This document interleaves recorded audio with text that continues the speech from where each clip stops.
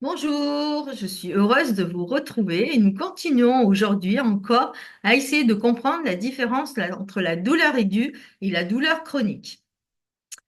Donc, la douleur aiguë et chronique, il faut savoir que ce sont deux réalités médicales distinctes, c'est-à-dire qu'on ne va pas prendre en charge de la même façon la douleur chronique que la douleur aiguë.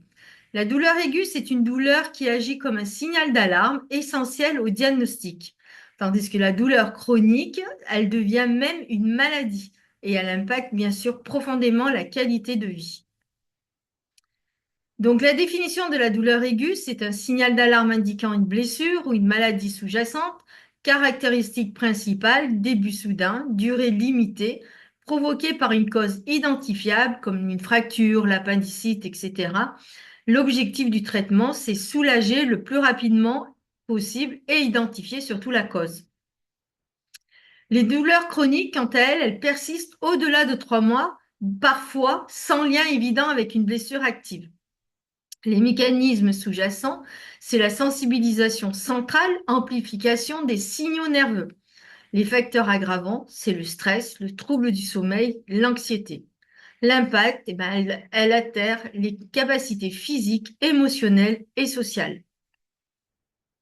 Les mécanismes de la douleur chronique. Donc, c'est une sensibilisation nerveuse, centrale, excusez-moi. Donc, les neurones deviennent hypersensibles et ils amplifient du coup la douleur. Les facteurs contribuants, c'est le stress chronique, le sommeil insuffisant, les troubles émotionnels. Résultat, la douleur perçue même en l'absence de lésion. On prend l'exemple par exemple du zona. La personne est guérie du zona, mais la douleur persiste des fois des quelques mois, voire malheureusement quelques années. La prise en charge de la douleur aiguë, donc c'est agir rapidement, calmer la douleur tout en identifiant la cause, pardon. Option thérapeutique analgésique selon l'intensité, paracétamol, AINS, opioïdes si nécessaire, mais c'est quand même plus rare. Intervention spécifique, immobilisation, pose de glace ou de chaleur en fonction si c'est une blessure. Importance de l'écoute et du soutien émotionnel pour réduire l'anxiété. L'approche multidisciplinaire pour la douleur chronique, donc il y a l'éducation thérapeutique qui a pour but d'autonomiser les patients pour mieux comprendre leur douleur et donc mieux la gérer. Les thérapies aussi médicamenteuses que j'ai oublié de mettre là, comme on l'a vu tout à l'heure, le paracétamol, l'AINS, les opioïdes, voire la morphine. Les thérapies non médicamenteuses, donc comme le yoga, la méditation, la phytothérapie, l'aromathérapie, et surtout un soutien aussi social comme groupe de patients, réseau de soutien et un suivi psychologique.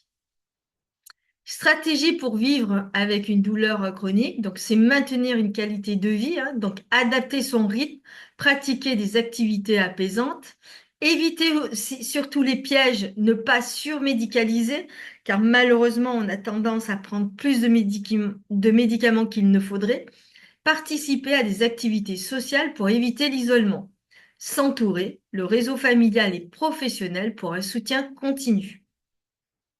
Conclusion, la douleur aiguë et chronique nécessite une prise en charge adaptée, importance de l'intervention précoce pour éviter la chronification.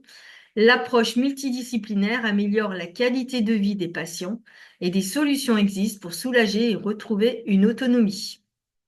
Voilà, comme je vous avais dit, c'était vraiment une petite vidéo très courte pour aujourd'hui. Donc, n'oubliez pas de vous abonner à la chaîne pour plus de vidéos éducatives. Partagez cette vidéo avec ceux qui pourraient en bénéficier. Et surtout, allez voir mon site internet. L'adresse du site est marquée dans la vidéo. Merci, au revoir, à bientôt.